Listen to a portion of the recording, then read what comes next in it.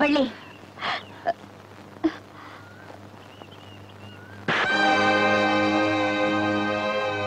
அடிச்சதுக்காக என்ன மன்னிச்சுக்க. ஆனா நான் சொல்றதையே நீ கொஞ்சம் தெரிஞ்சுக்க. ஒரு ஓம பொண்ணோட மனசுல அநியாயமா ஆசைய வளர்த்துட்டு பின்னாடி நீ அவளை ஏமாத்தினா அவ மனசு எவ்வளவு கஷ்டப்படுங்கிறது படிச்ச உனக்கு கூடவா தெரியல? நீங்க நினைக்கிற மாதிரி வள்ளி கூட நான் மனசார பழகிறது அவளை ஏமாத்துறதுக்காக இல்ல, காலம் பூரா அவளோட வாழணுங்கிறதுக்காக தான். இத பாருங்க.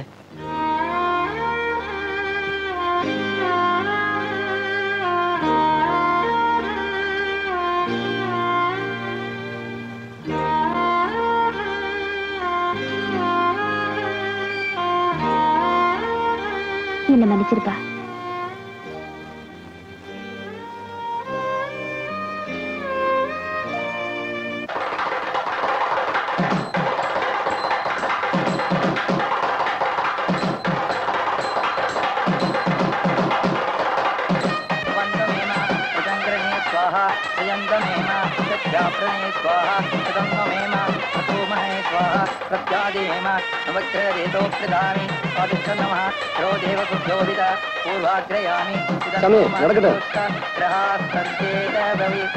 सर्वमंगलमांगल्ये शिवे सर्वार्थसाधके शरण्ये त्र्यंबके देवी नमोस्तुते मांगल्यं तन्तुनानेन मम जीवनहेतुना वन्दे भक्तानि शिवे जीवनकरदां सदां मांगल्यधारणशुभमस्तु बन्धो शतमानं भवति तदा यः पुरुष आयुष्यतेन्द्रिये यदि तिष्ठति.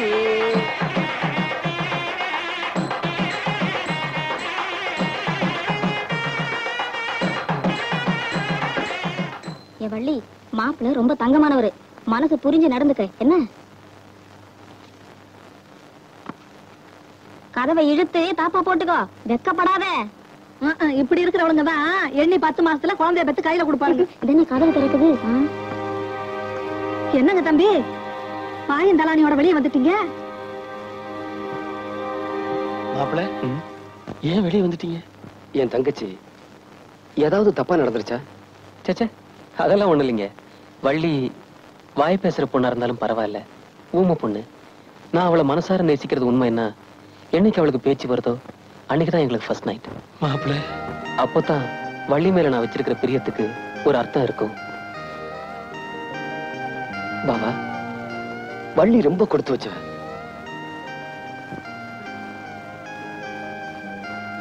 ஆராத்யாய நமஹ, மகாபோகாய நமஹ, மகேஸ்வர்யாய நமஹ, மகாவீர்யாய நமஹ, மகாபலாய நமஹ, மகாபுத்தியாய நமஹ. பெரியவரை பார்க்கலாமா? தாராளமா பார்க்கலாமா? மகாவித்யை நமஹ, மகாபோகேஸ்வராய நமஹ, மகாராஜ்யாய நமஹ, மகாபலா. வணக்கம் சாமி. நமஸ்காரம். உள்ள வாங்கம்மா, உட்காருங்க.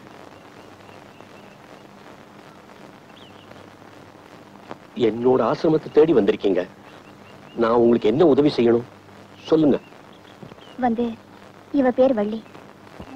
வாய் பேச முடியாத இந்த பொண்ணுக்கு இப்பதான் கல்யாணம் நடந்து முடிஞ்சது. இவளுக்கு நீங்க தான் எப்படியாவது பேசுற சக்தியை கொடுக்கணும்.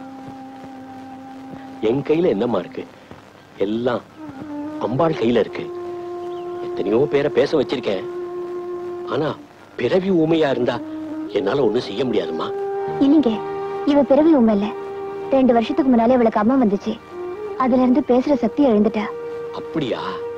சரி, அம்பாளால போன பேச்சு அம்பாளாலேயே திரும்ப வரும். தைரியமா இருங்க. இங்க சிகிச்சை எடுத்துக்கணும்னா நீங்க அடிக்கடி இங்க வரும்படியா இருக்கும். முடியுமா உங்களால? என் வள்ளிக்கு பேச்சு வரணும். அதுக்காக நீங்க என்ன செய்ய சொல்றீங்களோ அதை நான் செய்யறேன். அப்படின்னா இன்னைக்கே சிகிச்சை ஆரம்பிச்சிடுறேன். தாயமா, ஐயா, இந்த பொண்ண குளத்துல குளிக்க வச்சு கூட்டிட்டு வாங்க. சரிங்க, மாமா. ஓம் நிஸ்தூலாயை நமஹ, நீலச்சிகுராயை நமஹ, நிராபாயாயை நமஹ, நிரத்யாயை நமஹ. சின்னமணி, உன்னை எங்கெல்லாம் தேடுறது? ஏன் பாபா கண் கலங்குறீங்க? ஒண்ணுமில்லை. பள்ளியாவது உனக்கு தங்கச்சியாக. ஆனா கண்மணி, நம்ம குடும்பத்துக்காக அவ படுற கஷ்டத்தை என்னால சொல்ல முடியலப்பா. பெத்த தகப்பனா இருந்து நான் செய்ய முடியாத காரியத்தை, அவளுக்கு அண்ணனா இருந்து நீ செய்ய முடியாத காரியத்தை, வள்ளிக்கு பேச்சு வரணுமேன்ற ஒரே காரணத்துக்காக என் மருமக படுற கஷ்டத்தை நீயே போய் பார்ப்பா. போ போய் பார்.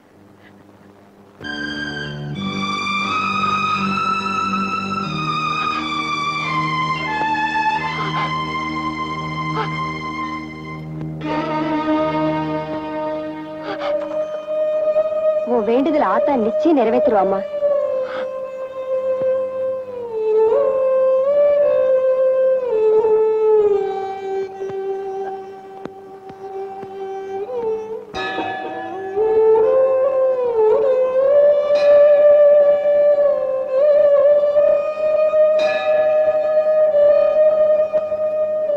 அம்மா சாப்பிடுமா.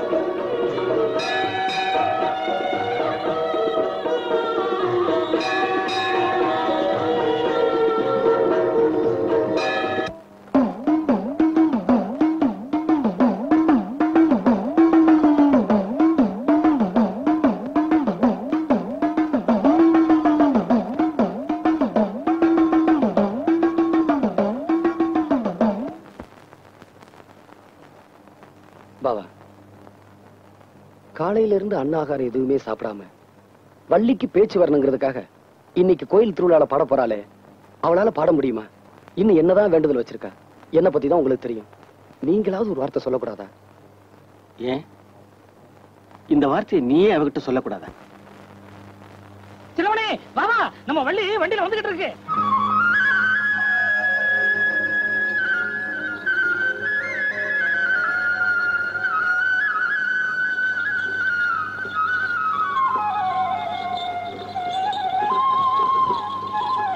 நிறுத்துப்பா, இறங்கம்மா.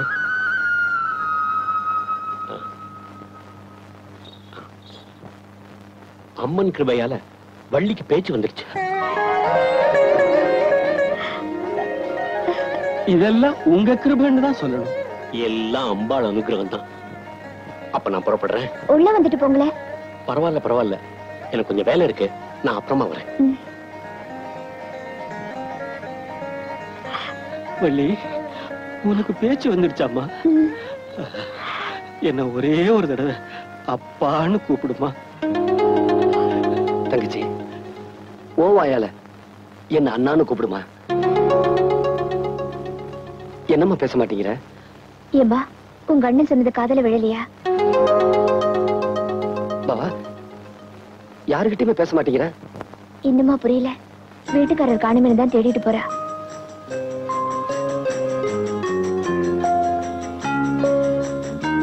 எங்கப்பா அந்த பொண்ணு?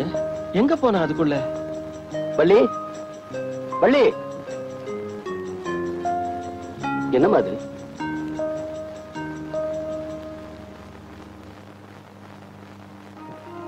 உங்ககிட்ட பேசாததுக்கு மன்னிச்சுங்க. வாய் பேசாத இருந்தப்போ எனக்கு வாழ்வு கொடுத்தவரு என் வீட்டுக்காரர் தான்.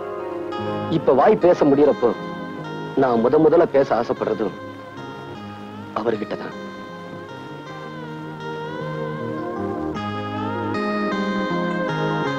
தங்கச்சி, உன் வீட்டுக்காரர் யூனியன் ஆபீஸ் போயிருக்காரு, நான் போய் அவரை கூட்டிட்டு வரேன். நில்லுங்க, நீங்க உங்க தங்கச்சியோட இங்கேயே இருங்க, நான் போய் அவரை கூட்டிட்டு வரேன். போனஸ் பிரச்சனைய குமரை எப்படி முடிச்சிருவான்ல? அட பையன் சின்னவனா இருந்தாலும் அவங்கிட்ட சாமர்த்தியம் இருக்குதுப்பா. ஆமாண்ணே, மூர்த்தி சிறுசானாலும் கீர்த்தி பெருசு இல்ல. என்னங்க என்னங்க என்னம்மா வள்ளி வீட்டுக்காரர் பாத்தீங்களா? குமரனை தானே கேக்குறீங்க? ஆமாங்க. போனஸ் விஷயமா உங்க அப்பாவை பார்க்கத்தான் வீட்டுக்கு போயிருக்காரு. அப்படியா? ஏதாவது சொல்லணுங்களா? வேண்டாம், நானே பாத்துக்கிறேன். சரி.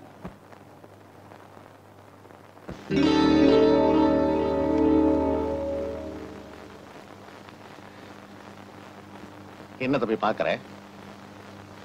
உனக்கு தான் எடுத்துக்க. நீங்க எல்லாருக்கும் போனஸ் கொடுத்து இந்த பிரச்சனையை சுமூகமா முடிச்சிருவீங்கன்னு நினைச்சிட்டு வந்தேன். ஆனா நீங்க எனக்கு மட்டும் போனஸ் கொடுத்து இந்த பிரச்சனையை முடிச்சிடலாம்னு நினைக்கிறீங்க. நீங்க இவ்வளவு தூரம் சொன்னதுக்கு அப்புறமா நான் இதை எடுக்கலன்னா உங்க மனசு ரொம்ப சங்கடப்படும். அதனால ஒரே ஒரு கட்டு மட்டும் எடுத்துக்கிறேன். சபாஷ் தம்பி சபாஷ். பணத்து மேலேயே ஆசைப்படாதவன் தான் மனுஷன். வாஸ்தவம் தாங்க. தம்பி நீ ஒரு படிச்ச புத்திசாலி. இந்த படிக்காத இந்த வேலைக்காரங்களா இருக்கிறாங்களே அவங்களாம் நீ கையெழுத்து போட்டா தான் அவங்க போனஸ் வாங்க வரலாம். அதனால இதுல ஒரு சின்ன கையெழுத்து போடுறேன். சின்ன கையெழுத்துன்னு இனிஷியல் மட்டும் போட்டா போதுமா? என்ன பேச்சு ஒரு மாதிரியா போகுது? கையெழுத்து போடுறதுக்காக இந்த நோட் எடுக்கல. அன்னைக்கு ஏழைக்கு கூட இவ்வளவு ரத்தம் இருக்குமான்னு எகத்தாளமா கேட்டுட்டு அடிபட்டு இருந்த குப்புசாமியை ஆஸ்பத்திரியில சேர்க்க விடாம சாகடிச்சிங்களே, அந்த குடும்பத்துக்காவது உதவட்டுமே தான் எடுத்துக்கிட்டு போறேன்.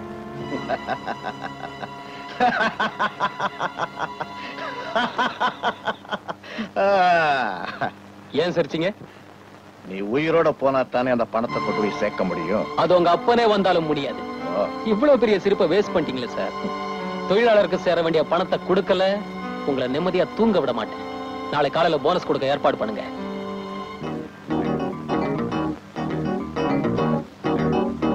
எதுக்கும் புது கட்டை எடுத்துட்டு போறேன்.